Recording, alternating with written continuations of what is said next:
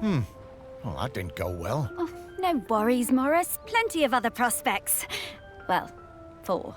Hey, Pete mentioned going into the West. What is that? Oh, well, that's a very complicated question, Morris. Just think of it as leaving all this behind, which is not something we can do now. We need to go find Val. They're opening the sculpture park today. Oh, is that opening already? Time certainly does move a bit quicker once you're not in the world. Talking to people, it all feels so distant. Though, if I'm being honest, I suppose I was a little buried in the museum those last few years after, well, you know. Ha! You might say I started living like a ghost well before I became one. Oh, you weren't a ghost, Morris. That museum is full of life, and ghosts can't give belly rubs anywhere near as well as you did, trust me. Now let's get going. We're gonna find Val. Ah, yes, Val. I do feel a bit sorry for her, having her home invaded by all these silly artists. Maybe, but at least we have a laird who's interested in doing nice things for Shelmerston. Yeah, I suppose so.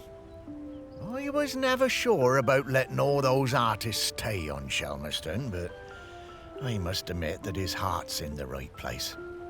Well, let's find Val then. After you, Sparky.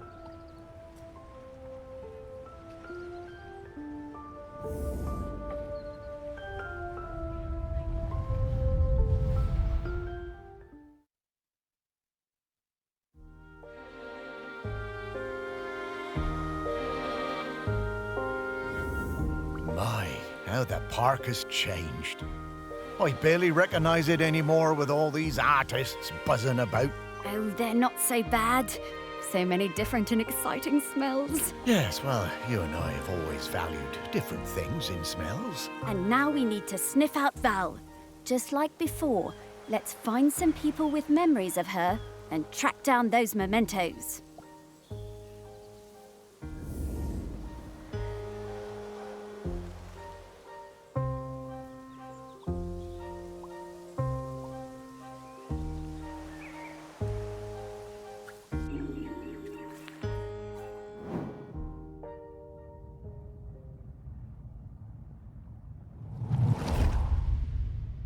Gloves! I love them. Can't get enough gloves. I stole a farmer's glove. I stole a fisherman's glove. I saw that girl out in my woods, riding that strange bumpy beast around again. She really seemed to love that awful creature. This was an opportunity I wasn't going to miss. Lovely gloves.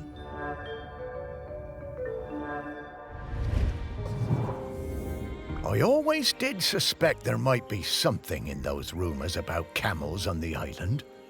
All that time, and Val never let on. Bless you, Val.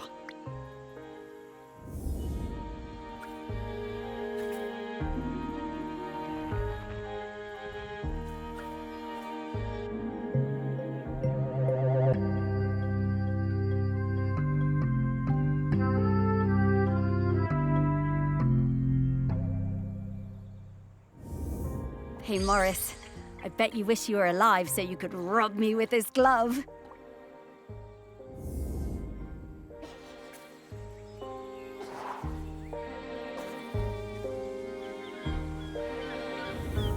I'm getting the scent of Grenkins again, Morris. I'll pop up to let you know when we're close to one.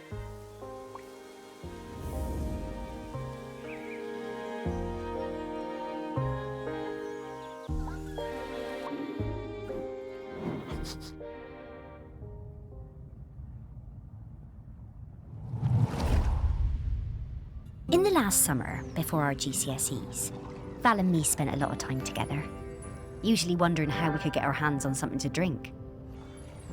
No one on this stupid little island would serve us, though. One day, we were hanging around on the allotments near the quay when we spotted something. And so, later that night, we went into the woods behind Val's house to drink it, sitting on top of that ancient stone that they say protects the island. But there was no way we were going to get through it all, so we decided to bury the rest. A few weeks later, we went to dig it up again, but couldn't remember where we dug the hole.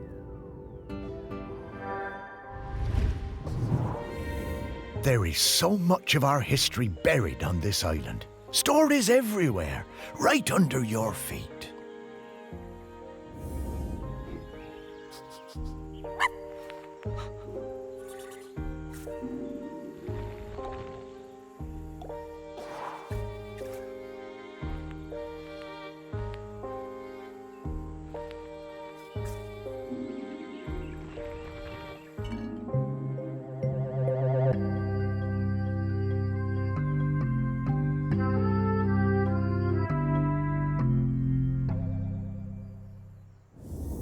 Wow, Morris, this smells incredible. I'm getting scallops, I'm getting peaty bogs, I'm getting roast lamb. Woof!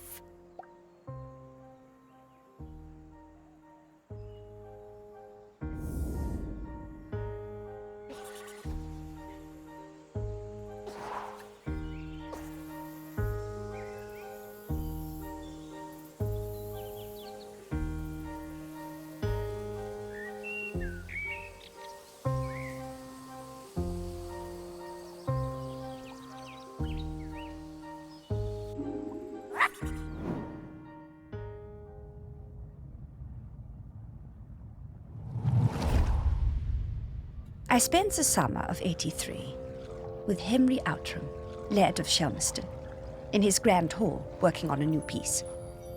It was supposed to be about the volcano, but once I arrived, I found myself particularly taken by all the vales around the island. Henry was a delightful host, always excited to have us bright young artists around, and always ready with a charming question or a fortifying glass of something.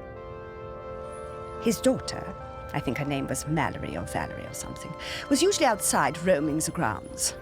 Henry said she was discovering herself and learning self-reliance through independent play. She seemed feral to me. One day, I came across the perfect finishing touch to my sculptural masterpiece, but it turned out to belong to the wretched child. I tried to explain to her why I needed it, but she snatched it away and walked off. I went to Henry, thinking he could make her give me the boat, but to my astonishment, Henry told me it was up to her if she wanted to give it to me. Henry called his daughter and we all talked about it. When Henry suggested that maybe I could buy the boat, her little eyes lit up. It cost me £200 for that little wooden boat, but well, it was worth it.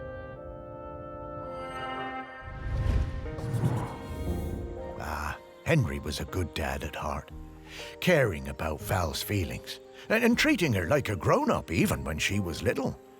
Partly how she became so independent, I reckon. I know it was tough on him, but they both turned out pretty well.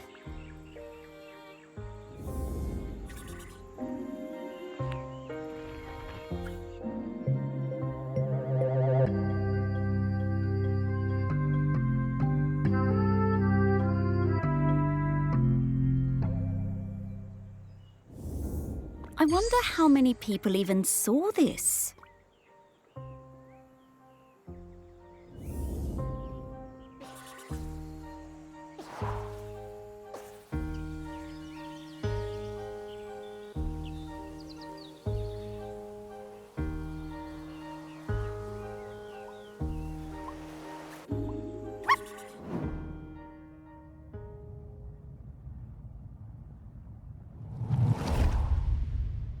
After my wife Penny's death, I struggled to find ways to spend time with my daughter.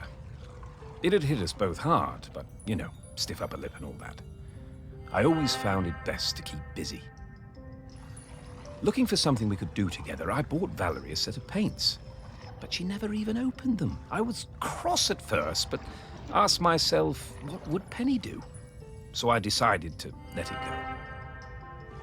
Then one day I managed to talk her into coming into the park with me to paint some of the nature she loves so much. She wasn't very enthusiastic, but agreed to give it a try. It was a disaster. Valerie simply didn't have the temperament for painting. She had a huge, silly tantrum and threw all the paints away. I told her I wasn't having this kind of childish behavior, and I told her to stay in her room until she had calmed down. I wished Penny was still with us. She would have known what to do with the child.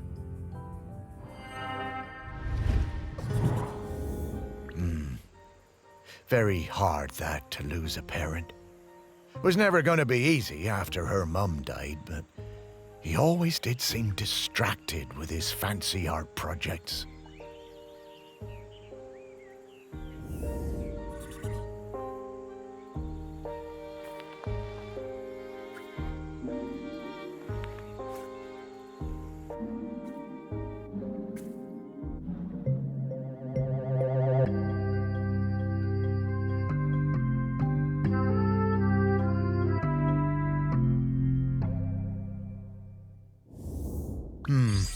Yeah, painting really wasn't for Val, was it?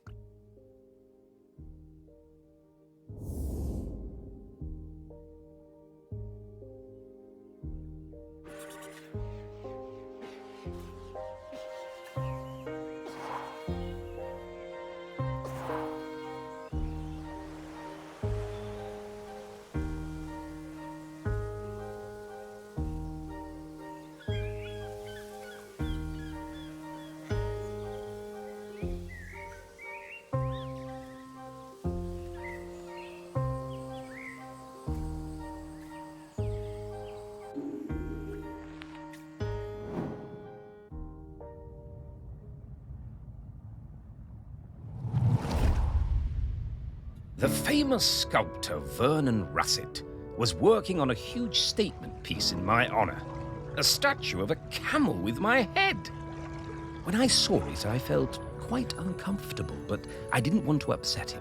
Poor Vernon could be awfully temperamental, sinking into dark moods for days. The week before the public unveiling, Vernon had me visit the statue. He needed to make some final adjustments to the face. Valerie came along too. She looked like thunder. She hated that statue and wasn't afraid to show it. I couldn't help thinking how like her mother she was. When the statue was revealed, the nose was missing. Fortunately, we all managed to cover our surprise and act like nothing was wrong, so no one was any the wiser. Some fellow from the Times wrote a glowing review, so Vernon wasn't too glum about it. I'm pretty sure I know what happened to that nose. Aha, the old Outram spirit. Good for you, Valerie. Your mother would have been proud of you.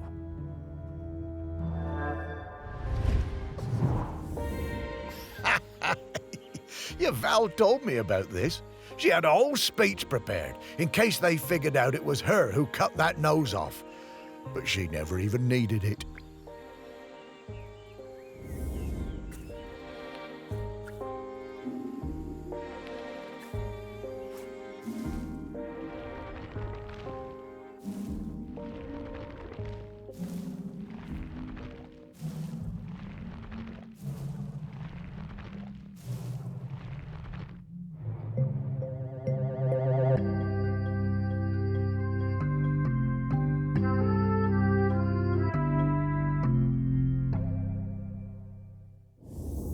Oh, this thing looks heavy. I'm surprised Val was able to even lift it.